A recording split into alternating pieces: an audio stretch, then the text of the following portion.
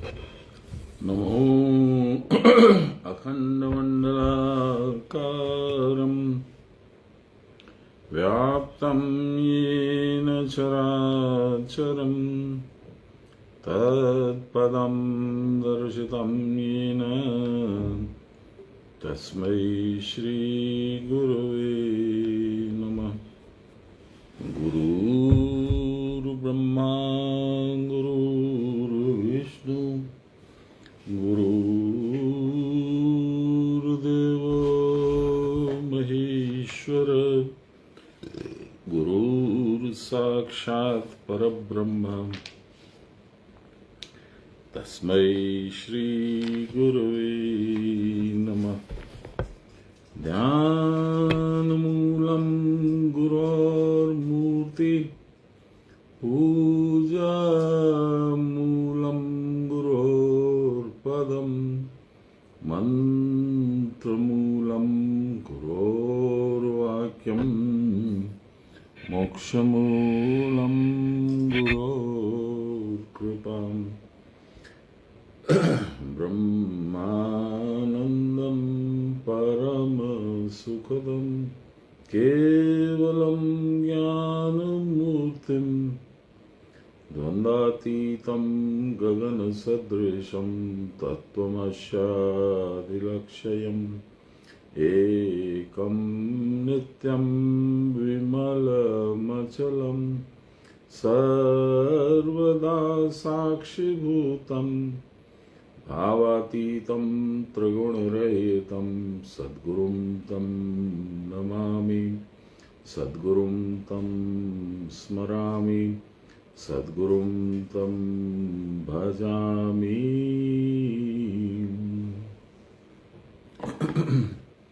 संसारवृक्षमारूढां पतन्ति नरकार्णवे येन धृतमिदं विश्वं तस्मै श्रीगुरवे नमः। अज्ञानतिमिरान्धस्य ज्ञानाञ्जनशलाकया चक्षुरुन्मीलितं येन तस्मै श्रीगुरवे नमः। Brahma Guru, oh, I forgot the sequence. Dhyanamoolam, I've done that. Oh my God, what's wrong? Namo Brahmanya Devaya Go Brahmanya Hitaya Cha Jagadvitaya Shri Krishnaya Govindaya Namo Namaha। Mukhaṁ karoti vācālam Pangum langayate girim Yat kripātamaham bande Paramananda Madhavam। Namo Shri Brahma Vidyam Yoga Shastre Namah Shri Guru Charan Kamlebhyo Namah Shri Krishnaya Namaha। Good evening, Runadi. Welcome to our session. It seems very few people are now interested in our English session. Shankar has gone. No, not that. Samita is in Canada. She will be coming on 27th. Okay. Another lady who will be joining, who will be with us. Okay. And will be joining from Friday. She was in Germany. She is also coming. Okay. Do you have any news of Shankar? Not that I'm trying to pursue him, but abruptly he left. He probably was disillusioned by my talks. He didn't find any interest, I guess. That's all right. It happens. There was one gentleman called, let's not name names. He was very interested. He was a non-Hindi speaker, and he followed me for 2 years. Suddenly he has lost interest, and he called me, and I said, I just simply don't like to listen to the Gita anymore. What is wrong with me? I said, nothing is wrong with you. These are phases in life. You know, you are going through certain planetary positions or some gun parivartan, or there is some other problem in your life. So this happens. So don't worry about it. That's what I believe in this way. Yes, yes. So okay, I will just start in a minute. Oh my God, what's wrong?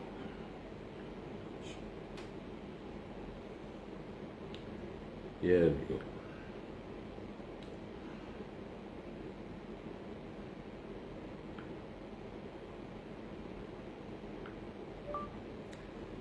This evening we have completed 30 and 31 and yesterday, and today we shall start with 32. This is Gyan Yoga, chapter 4, and the verses are starting, we will start today with 32. So here we go. एवं बहुविद्या यज्ञा वितता ब्रह्मणो मुखे कर्मजान विद्धि तान सर्वान एवं ज्ञात्वा विमोक्षयसे. This is the Lord speaking directly, and Sanyal Mahasaya is giving us the meaning, and then Lahiri Mahasaya will give his interpretation. So let us go for the meaning first. इस प्रकार नाना प्रकार के यज्ञ समूह वेद के द्वारा विहित हुए. There are many procedures of worship that have been enunciated, propounded by the Vedas, the four Vedas, Rig Veda, Samveda, Yatharva Veda and Yajurveda. Many processes have been said, and the purposes of those processes, the purpose of those worships will please which particular devata, and all these things have been discussed in the Veda. So he says, various kinds of yajna, anything which propitiates the Lord, the deity, is yajan. In Hindi it is yajan, in Sanskrit also it is yajan, and that converts into yajna. The kriya, should we say the verb, is yajna, and the process itself is named yajan. That's the difference between the two words. So it derives from yajan. Yajan is to propitiate. Okay. So yajna, we do various kinds of yajna. We discussed in the chapter 4. We started with dravya yajna, then we did dhyan yajna, which is also called tapo yajna. Then we did swadhyaya yajna, where we study the books, try to get deep into and in between the lines and get a gyan out of that. And then there is so many processes we discussed. The final process was to stop the external breathing and go deep inside your own body to find the Kula Kundalini, open the doors of Sushumna, which are locked since your birth. You know, when it was locked at the time of your birth. In earlier times, there used to be midwives who would clamp the Sushumna, and in the modern days, there are the doctors with ready-made clamps. They cut open the womb, take out the child, clamp the Sushumna, and use suction pipes to clear all the mucus in the nasal and mouth passages so that the child can be induced to start breathing externally. This external breath is the one that locks the child into eternal misery. But then you will ask, why did God create the nasal cavity if not for external breathing? You will ask so many questions. I don't have answers to all of them, especially those that are imagined by me. So when you ask a specific question, maybe I'll have an answer. But the point still remains, if the nasal cavity has been given by the Lord, there has to be a reason for it. Yes, there has to be. Because the Lord has also given the body. There is no need for the body. You are the soul. And since you are meant to be, dancing on the string like a puppet at the hands of Maya, then your body has to be fully prepared for those dances. Those dances are, begetting the world, outside world into you, and acting according to the world, not acting according to your natural self, which is Brahma. You have forgotten Him, your body has forgotten Him, your body has become the focus point of your existence, which it is not. And yet, that is how we live. 50, 60, 70 years of our lives, that is how we spend. Totally disillusioned at the end of the innings, and you feel, oh my God, what have I achieved? I haven't really got anything out of life. And that's when, whenever that realization comes, the Guru appears on the scene and he shows you the right path. Baba used to say, I'm your friend. What is this Guru Shuru business? I'm your friend. He has sent me to tell you which pocket of your dress you have kept the key of the lock. And then I'll show you to how to take out that key, put it in the lock, turn the key and then turn the handle and open it to your eternal empire. And you will get your empire at the feet of the Lord, the formless one. And this is the thing that Rabindranath Tagore, I'm sure it is under the inspiration, but of course I'm not, I have no factual reason to believe that, but I'm sure looking at the language and the feeling, the song written by Rabindranath Tagore, Ere Bhikhari Shaji Tomar ki rang tomar korile. I have sung that to you. Ultimately, after having tried all sorts of tricks, all sorts of efforts in life, you ultimately go to the Guru's house and you say, save me. I am tired. I am miserable. I am horrified. I have no solace. I have no peace. Help me. And this is, of course, that's my duty. Come. If you believe in me, you will reach your destination fast. If you doubt me, it will take a while longer, because I'll have to do all the things despite of your belief. But if the belief is in consonance with my efforts, we work faster. So that's what the Guru does. So, the shlok here, number 32, says as much. Different types of yajna. Yajna is, as I told you, the different types of processes or methods of worship. We have described and heard some of them. These have been propounded by the Veds, the four Veds.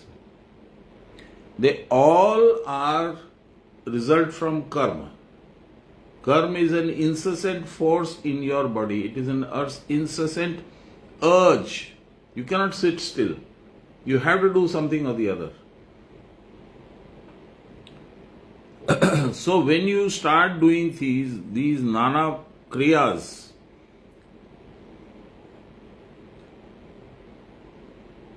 then you become a Brahmagya. Brahmagya is the scholar of Brahma, scholar of the formless one, and then you get moksha. In a very beautiful passage which I often quote, sometimes repetitively, sometimes maybe even annoyingly, I always quote Tulsidasa's small passage. He says, Vidhi Hari Shambhu na chaman hara, ko nahi janat marma tuhara, aur tumahi ko janan vara, janat tumahi hoi jai. Let me explain that briefly. Vidhi Hari Shambhu is Brahma, Vishnu, Mahesh, who are the Saguna form of the formless one. They have been created by Parashakti, which is a force of the formless one.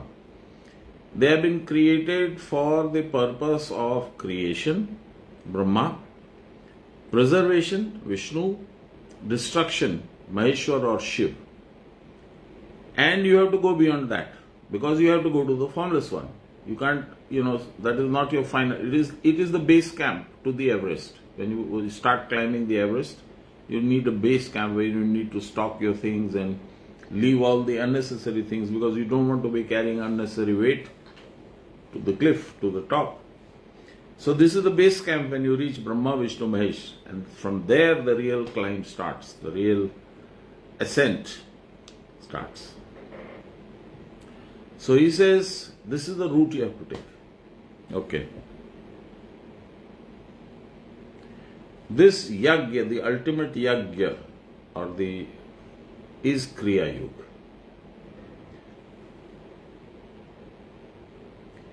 If it is done well, if it is done without the mind wandering, your thoughts wandering all over the world, if it is done with deep concentration, faith and belief, then Yagyeshwar, Bhagavan Shri Krishna, feels nice about it. In Hindi we will say tripti, he gets satisfaction.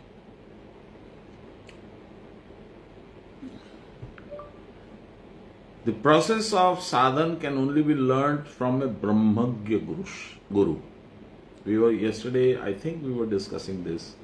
Brahmagya means he who knows who God is, where he is, how to get to him, all these things he knows. He has been up to the mountain, the top of the Mount Everest. He is probably either Edmund Hillary or maybe Tenzing Norgay. And he will be your guide. That's the Guru. He will tell you where not to place your foot, when to stop movements because there is a sudden blizzard. He will tell you how to protect yourself. All these things the Brahmagya Guru will tell you. Once you follow his instructions, you will slowly but surely ascend the cliff. The best status here for you to be in is completely still, not wavering. Your body will not move, your mind will not move around the world, your heart will be stilled, your thoughts will be completely stilled. All are focused on the Formless One. If you are able to do this, you will become one with Him. You will get moksha or salvation and be one with the Formless One. Because then you will shed your body. Just like the climbers take oxygen cylinders with them, and on the way up, once they have used that oxygen cylinder, it is over, they just leave it there. Similarly, your body will be useful only till the base camp. Thereafter, your ascendance, you don't really need your body. And once you are here on the top of the cliff, you absolutely get rid of your body. In your thoughts, in your mind, in your heart.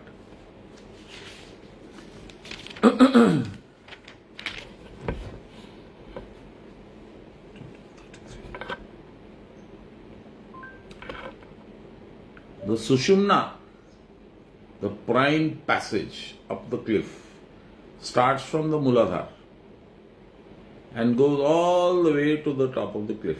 This is called Sahasrar. Sahasrar is the 1,000-petal lotus. Where it starts is a 4-petal lotus, the Muladhara, lotus, 4-petaled. Then you have different numbers as you go up. Here it is 2-petaled, Agya Chakra. It has just 2. And there is a mani in between. Mani is a diamond.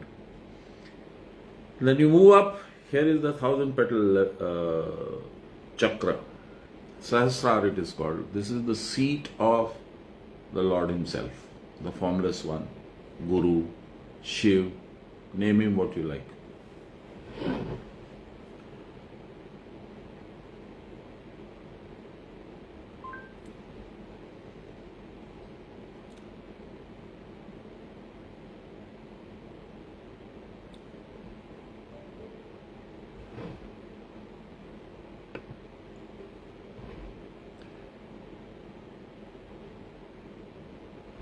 You will reach this place where you don't need to do anything. This is called Agya Chakra also. You can descend from here, but there is no need. If you have reached here, then you stay there. And that is the place where you can be totally inactive. Kabir Das in one of his bhajans has said, Sunya Shikhar, there's nothing there. It's an empty cave. Sunya Shikhar at the top of the cliff. Tape ek yogi matwaro re.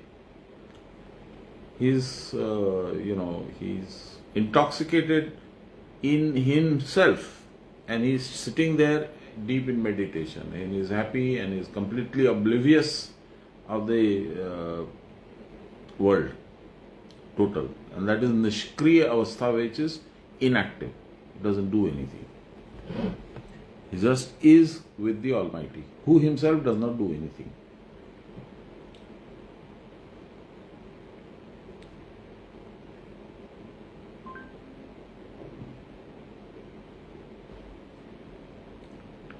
सहस्त्र शीर्षा पुरुष सहस्राक्ष सहस्रपात स भूमिर सर्वतो वृत्वा अत्यतिष्ठ दशांगुलम एतावानस्य महिमा ततो ज्यायांश्च पुरुष पादो अस्य विश्वा भूतानि त्रिपादस्यामृतं दिवि. This person, the formless one, though he is formless, he has got endless number of heads, endless number of eyes, because all the eyes in the entire creation are his. He lives in each of us. So my head is his, your head is his, all the heads in the world are his. So endless number of heads, endless number of eyes, endless number of feet.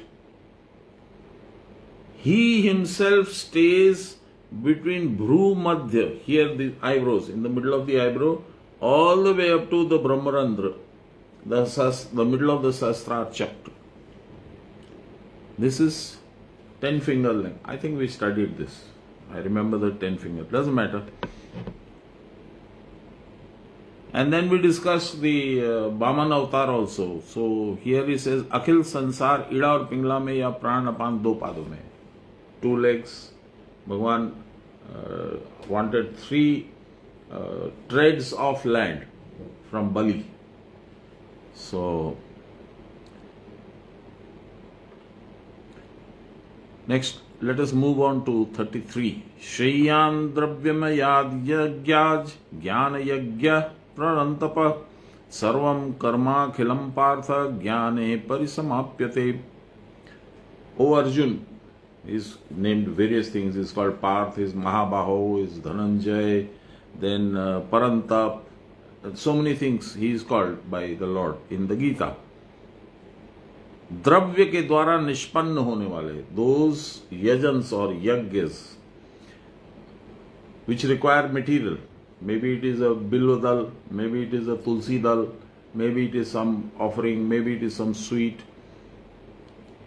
and Gyan Yagya. Gyan Yagya is better than this.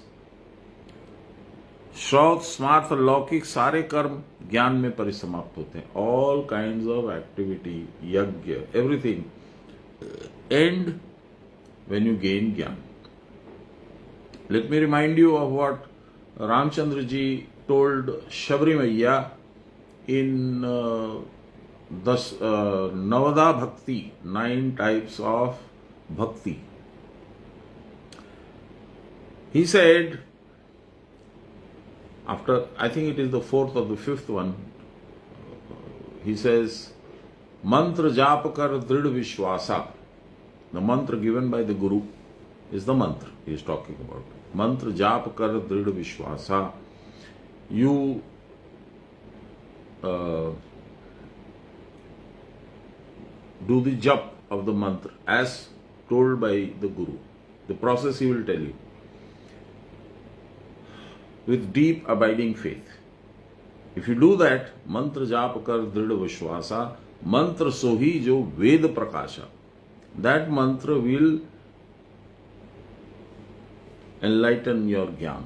It will bring jnana to the fore, away from wherever it is locked away. He will bring it forth into your kutastha and you will see it.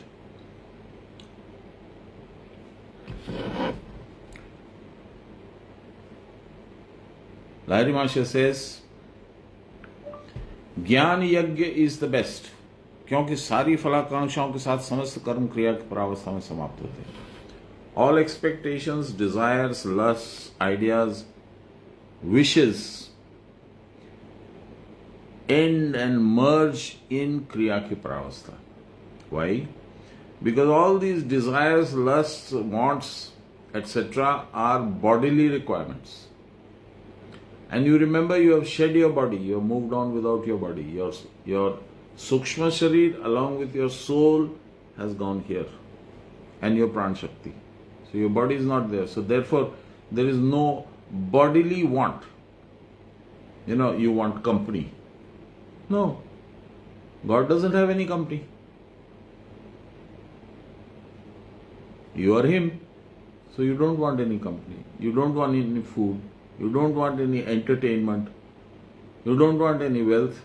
Because all the wealth in the world is yours already. You are Him.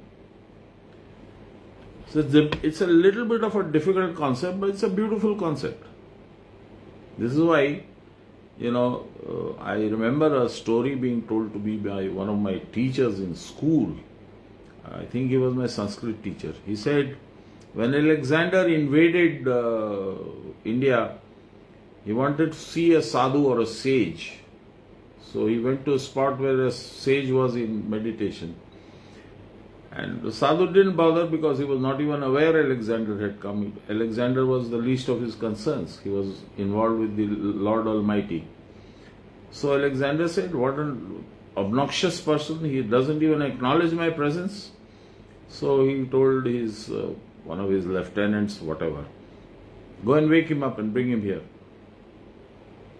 So he was there and he said, you don't bow to me? Do you know who I am? I am Alexander the Great. I am the conqueror of the world. The sadhu laughed. And he said, yes, those are the kinds of illusions I am trying to get away from. And then he said, are you not afraid of death? He said, no. It will come when it will come. Maybe it is fixed up that it will come at your hands. Fair enough. If it comes, that is his wish, so be it. And Alexander was a little, taken aback, and he thought, my God, where have I landed myself into? Am I going to be able to conquer this kind of a thought, this kind of a belief? But obviously he was young, so he went on regardless, and ultimately he had to return back. So he says, I think we have read this also, 33 also I think we finished. I don't know, I get confused now because the Hindu is also going on in the same manner. Can you please tell me what is the last slok we did? Runadi? Or maybe... we have started rightly today with 32. Okay. Then we are okay. Fair enough.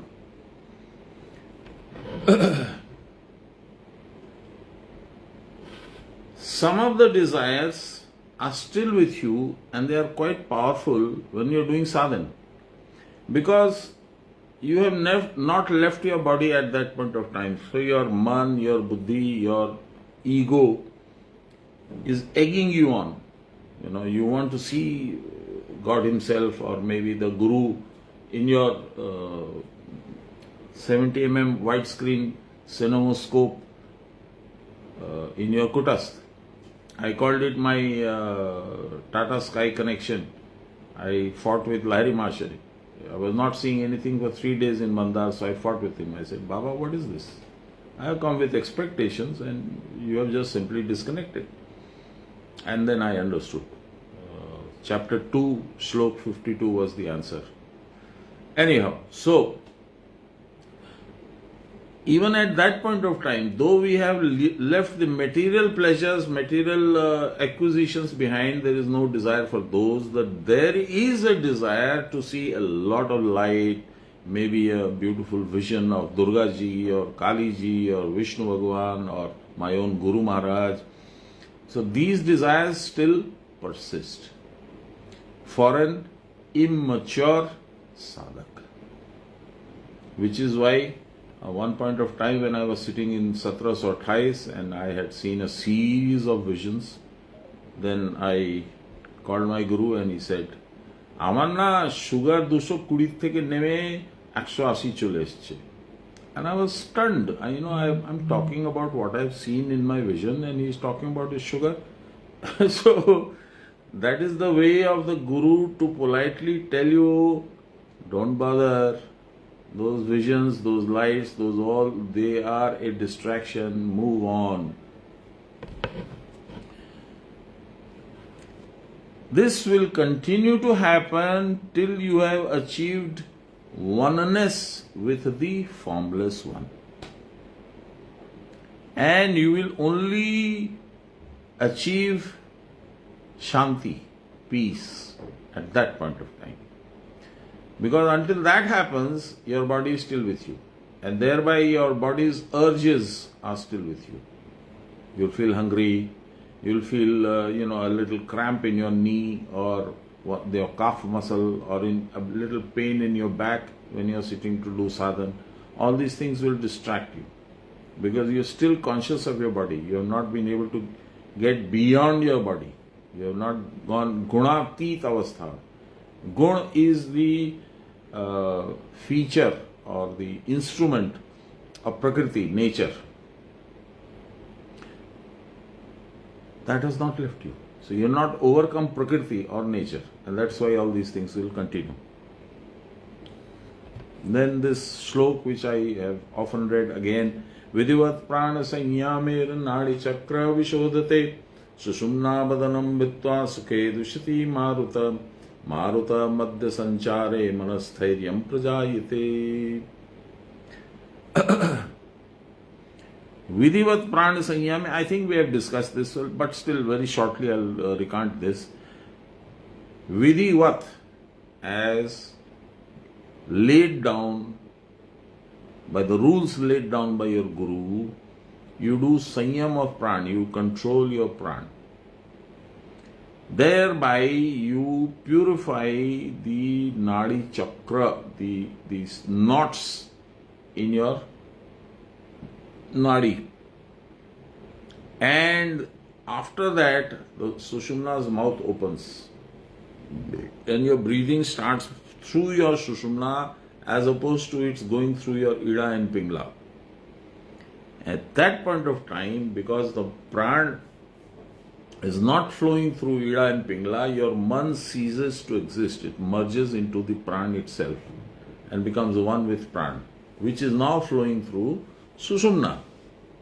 And that's when you get complete stillness. That's when you achieve a position in the Kutastha or in the Sahasra, depending on your status at that point of time.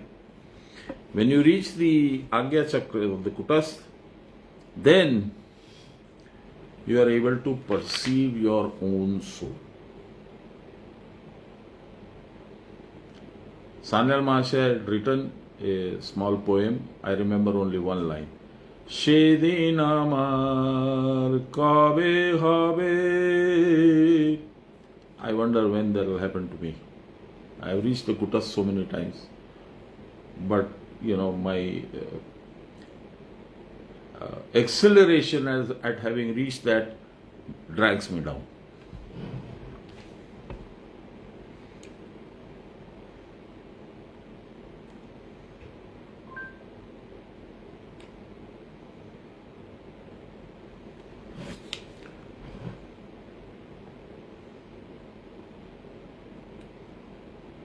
Now he is describing the Paravastha based on the Kriya. So I will go through this because it is very important. Please, if you have any questions, stop me and ask me.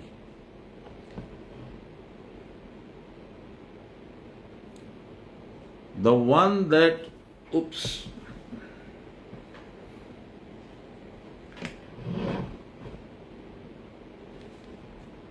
हृदय से मस्तक पर्यंत जो वायु जाती है, that is ida. It is pran vayu. So the pran vayu starts from hriday and goes all the way up through the nostril out. And apan vayu is in the opposite direction. It starts from your nostril and goes down to the muladhara. So that's pran is going exhalation and apan is inhalation. And controlling them both is Samanvayu, which is in your navel.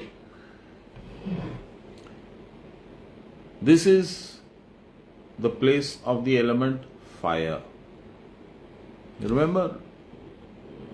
Land, earth, water, fire.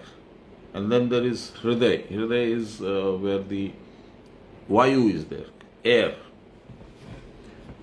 So this is Sushumna, which is Samanvayu. Samanvayu is like fire.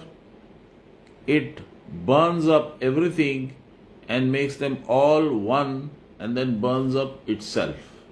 Sushumna is also ultimately, if you remember, the Swargarohan of the Pandavas. Draupadi is Sushumna. She is going to Swarg.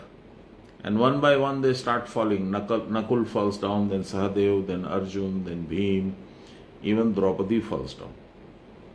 Draupadi is Sushumna.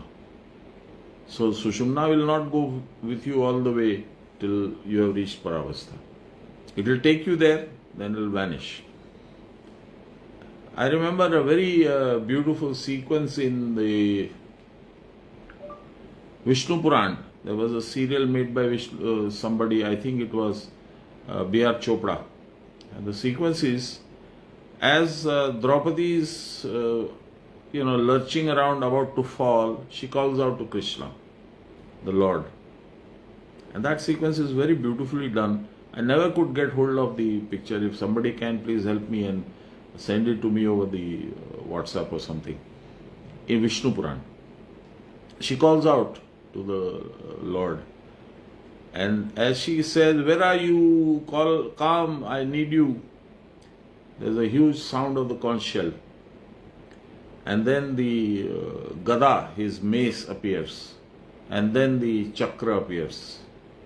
And then the Lord in his full glory appears. And she says, "Where were you all this time?" And he says, "I was always there with you. You are the one who never looked around and looked for me.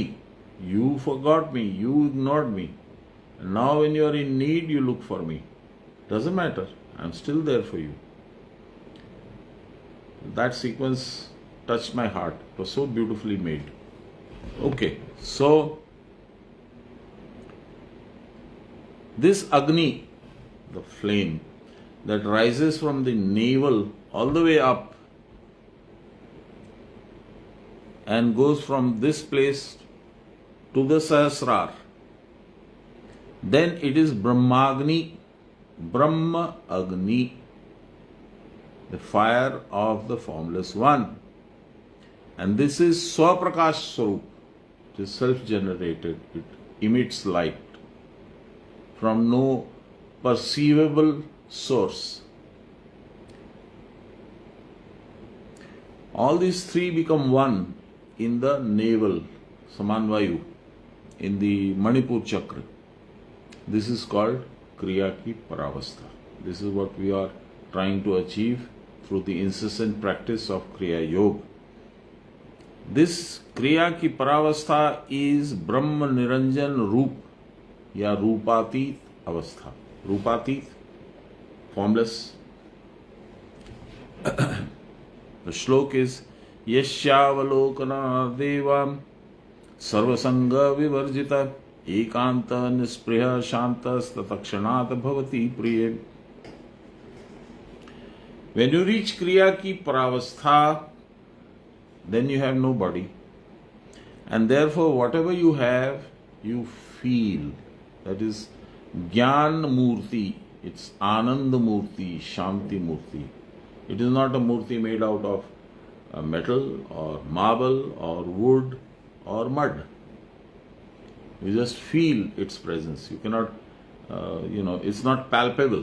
You cannot really feel it around.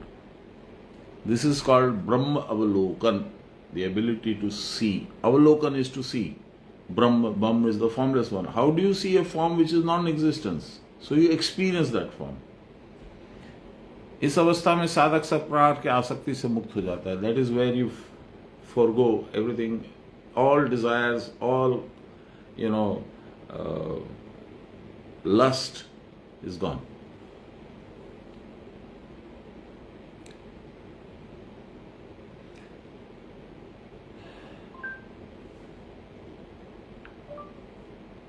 this one of the major contributors to this status of yours is Guru Kripa.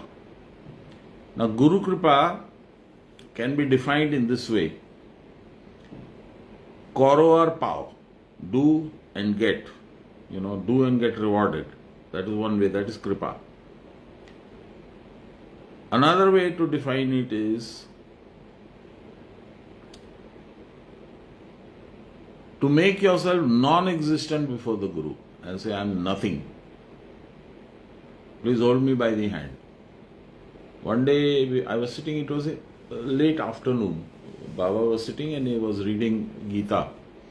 I was listening and he said, জানো জিতেন, আমার গুরুদেব বলতেন, হাত বাড়িয়ে গুরুর চরণ ধরে নিতে হয়, ছাড়তে নেই।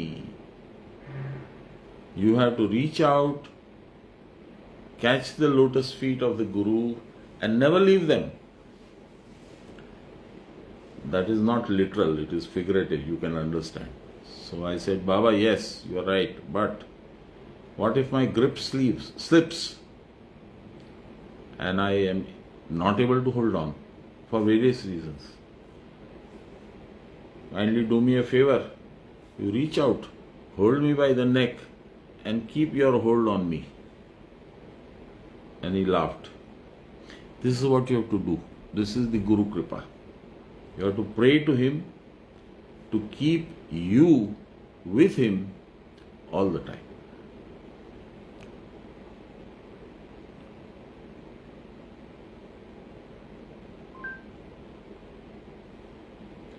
In one word, one sentence, all this foregoing which we have read so far has been summarized. It says Urdhva Shakti, that is Pranavayu, mixes with Apanvayu, and all of them mix with the Madhya Shakti, the middle Shakti, that is Sushumna, and this is called Parampad. This is the place which takes you all the way to the top of the cliff. So, प्राणापान की गति रुद्ध होने पर परम ज्ञान परम पद प्राप्त होता है। इस ज्ञान के प्रकाशित होने पर अखिल कर्मों की परिसमाप्ति हो जाती है। This is called Parampad, it is also called Param Gyan, and this is where Gyan, knowledge, wisdom. What is this wisdom? Not physics, chemistry, math, science, history, geography, nothing. What is it? What is this? This is a subject which your soul studies. You become one with him. You know him for what he is. The formless one. How will you know him? Our normal method is to learn through our eyes and ears and with our hands to repeat. Like my class teacher in Standard 5 taught me cursory writing and slant of the letters and all that. You need the body for that. But here you don't need the body, you need just your soul to go there and be one with him. Then you will know what he is. This is called Paravastha, and this is where all the struggles in your life end and you forego any need for any kind of activity because this is Paravastha. That is Shlok number 33. We go to a very interesting Shlok which is one of my favorites now, 34. तद्विद्धि प्रणिपातेन परिप्रश्नेन सेवया उपदेक्ष्यन्ति ते ज्ञानं योगिभिः तत्त्वदर्शिभिः तद्विद्धि प्रणिपातेन. Pranipat, all of us know, is Sashtang Dandavata Pranam. That means you submit yourself before the Guru in totality, not retaining any ego, any questions, any doubts. You submit before him. Tad vidhi, vidhipurvak. That means as per ain, as per niyam, as per law, as per process. And you do his seva and ask him questions. At such point of time when the Guru knows that you are totally submissive to him and you are desirous of gaining knowledge, updekshayanti te jnanam. They give updesh, sermon. Gyan, they tell you about Gyan. Gyanina tattva darshibhi. because he himself is Gyanwan, he is the owner of Gyan. He has imbibed all the Gyan in himself, and he is also Tattvadarshi. There is only one Tattva, and that is the formless one. He has seen him. So he can tell you about it. How can I tell somebody about, say, for example, the North Pole? I've never been there. I may have heard, I may have seen some pictures, I may have seen some of the people who have gone there, but unless I have experienced it myself, I can't tell somebody in totality. Also, one of the examples given by my Guru Maharaj was, if somebody has never tasted sweet, sugar, and you want to tell him, this is the taste of sugar, how will you do it? Ultimately you say, melody khao, khud jaan jao. Go eat some sugar and find out how the sweet tastes. You can't demonstrate to him by any other method. Similarly is the condition of about knowing God. You have to do it yourself. It is not a transferable knowledge. You cannot imbibe it from books or sermons or stuff like that. The sermons only help you on your way. They don't take you all the way. So he says, and I will try to read this in a little detail if I may. What is the time like? My watch is not working. 7:46. We have about 15 minutes. So, Lahiri Mahasaya says, Dandavat Pranam. That means complete prostration. And, curiosity, jigyasa, and seva. 3. Submission, question, and seva, service. Tattvadarshi व्यक्ति बतला देते हैं. He who has seen the Lord will tell you. Okay. Sanyal Baba we have to take shelter of, because Lahiri Mahasaya is very cryptic. He has very short passages, he doesn't have time. प्रणिपात, परिप्रश्न और सेवा, इन 3 उपायों के द्वारा गुरु के सामने ज्ञान उपदेश की प्रार्थना करने पर गुरु शिष्य को यथार्थ रहस्य का ज्ञान प्रदान कर देते हैं. All the secret processes and methods the Guru reveals to the Shishya if these 3 conditions are met: submission, question, and seva.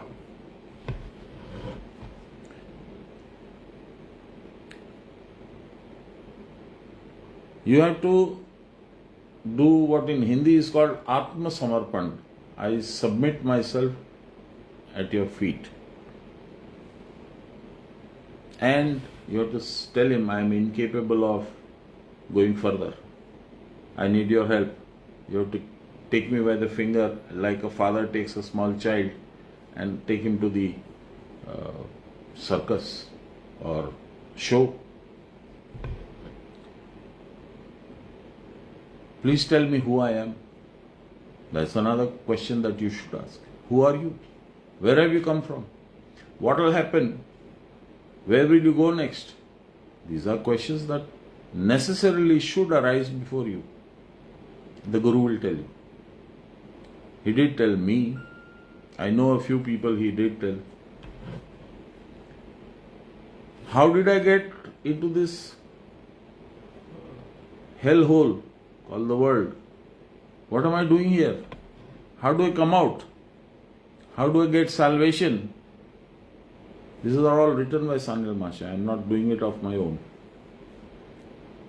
This question, very humbly, you should pose before your Guru. But just questioning him will not help. Then what do I have to do? Guru ki seva bhi karni hogi. You will have to do seva. What is this seva? This seva is submitting your self and yours to him. What is yours? Your house, your wealth, even your family. Though you don't have much control over your family, nobody does in this modern world.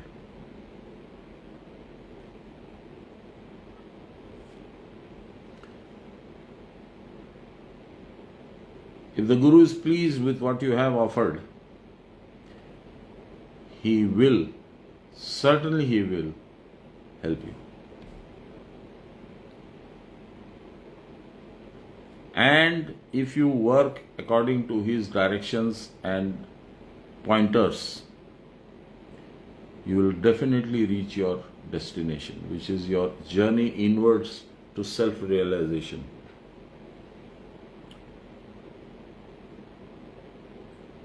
This Guru, Sanal Maharshi is writing, this Guru is an absolutely astounding person. Why? It would seem to you at a later stage that he is not a human.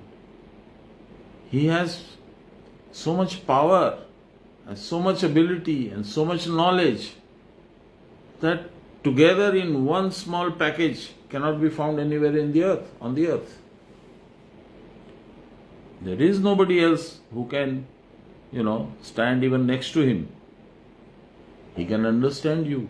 He can understand your misery. He can understand your pain. He can remove the thirst in your mind, in your heart, in your man. You have a thirst. I feel so uncomfortable. What am I doing? I've spent 72 years on this earth. What have I achieved? This is a pain for right thinking people. The others will think, oh, I'm just 72. I have a long way to go. Let's go to see Baiji ka mujra and some daru and some murga.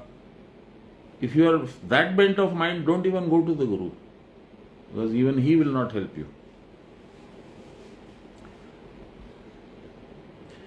We ourselves cannot really understand ourselves.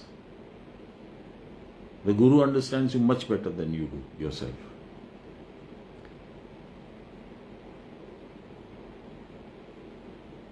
These are emotions and feelings that I have gone through.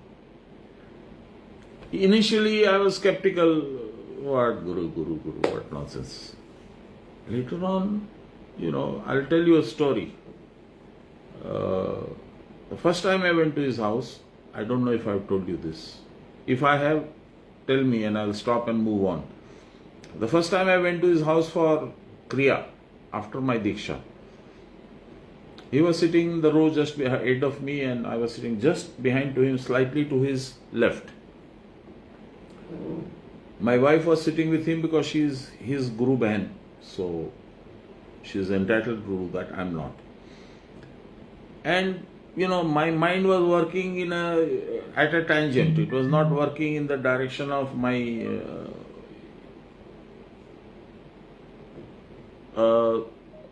what should I say? It was not working in the right direction. That's all, let us say. So I sent him a thought projection. I didn't actually pronounce this. I didn't actually make any audible sounds. It was all in my heart, and I made a projection to him. And I said, if you can possibly hear my thoughts, and I'm not speaking, then in that case, I'm told you can.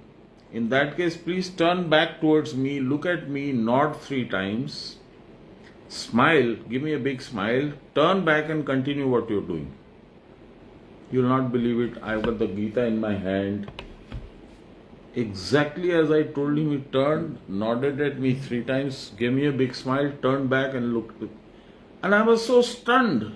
Is this really possible? Can he read my thoughts?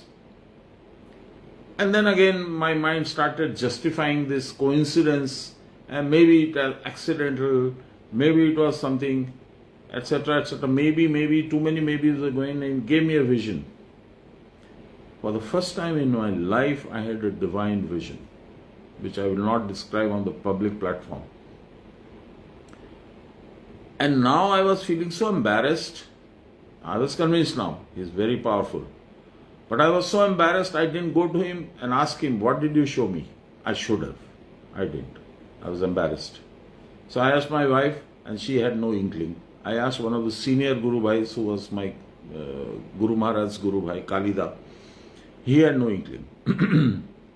I didn't dare go to him because I was so embarrassed. He knows everything. He even knows my questions. So 5 years later, on a particular occasion, maybe just 10-15 days before he passed away, I caught him by the hand. I said, I have thousands of questions, please come.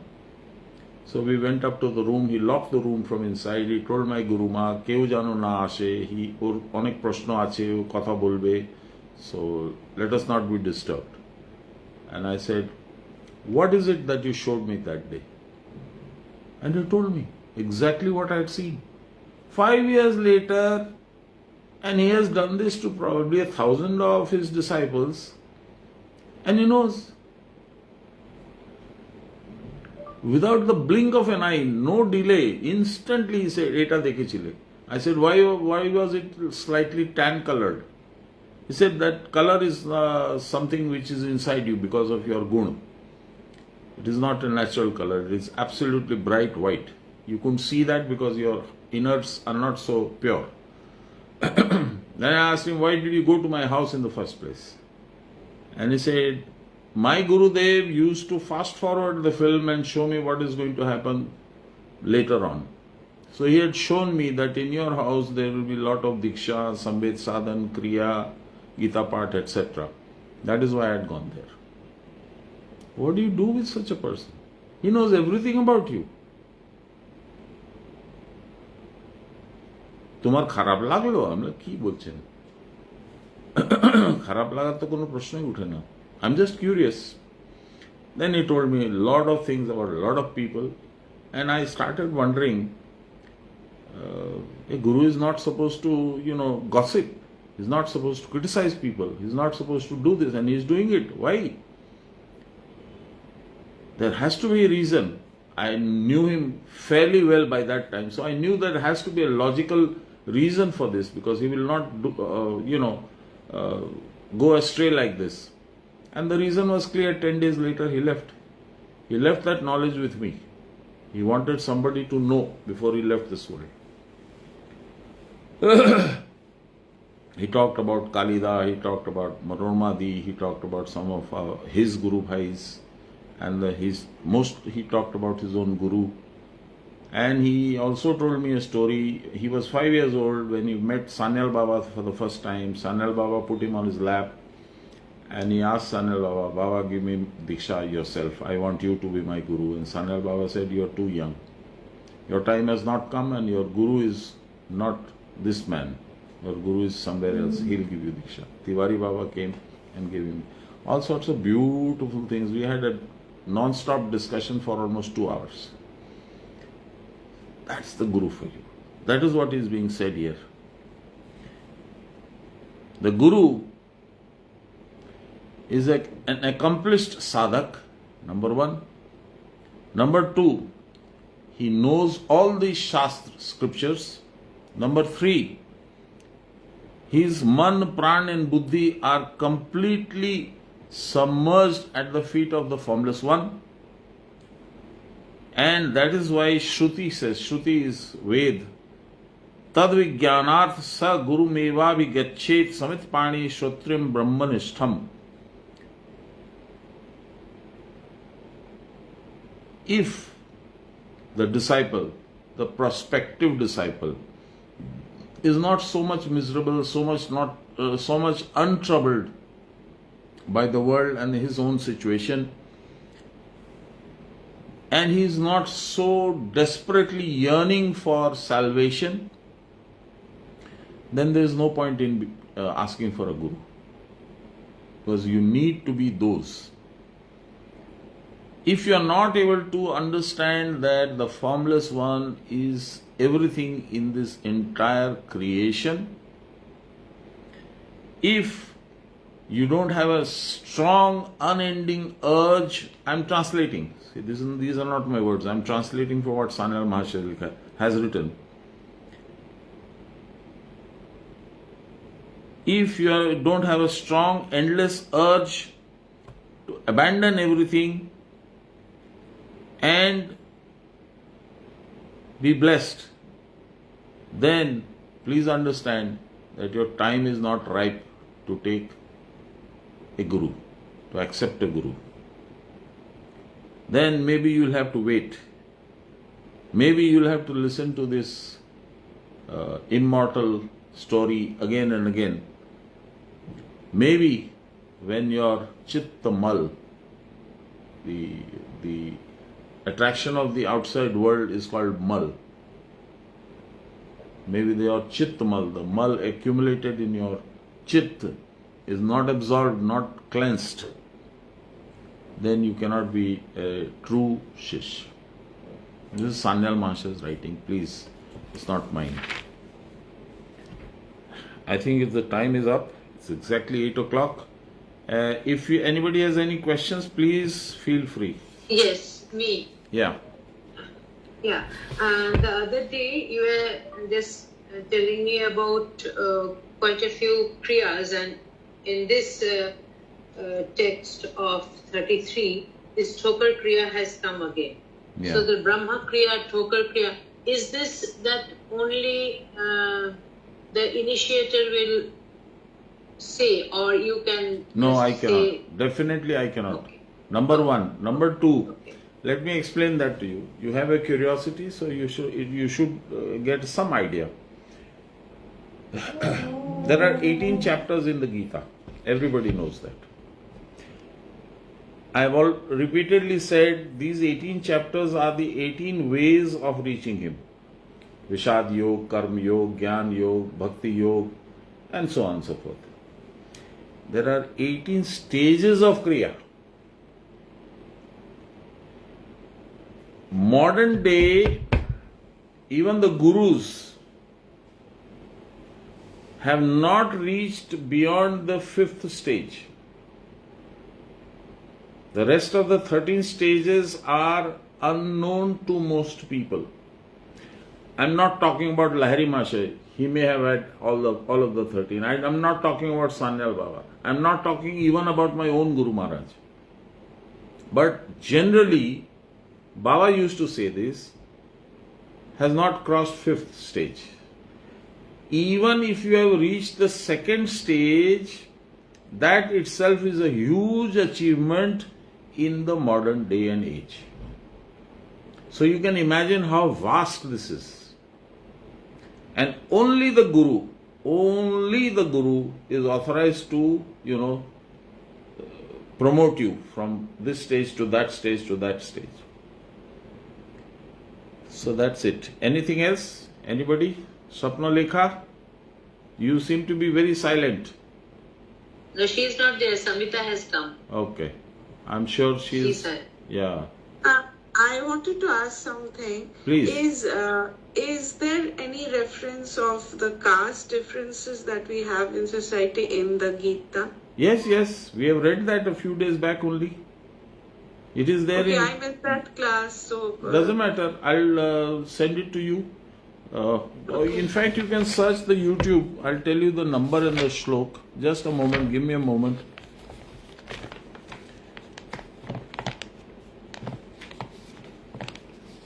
Yes. Shlok number 13. Chapter 4. Okay.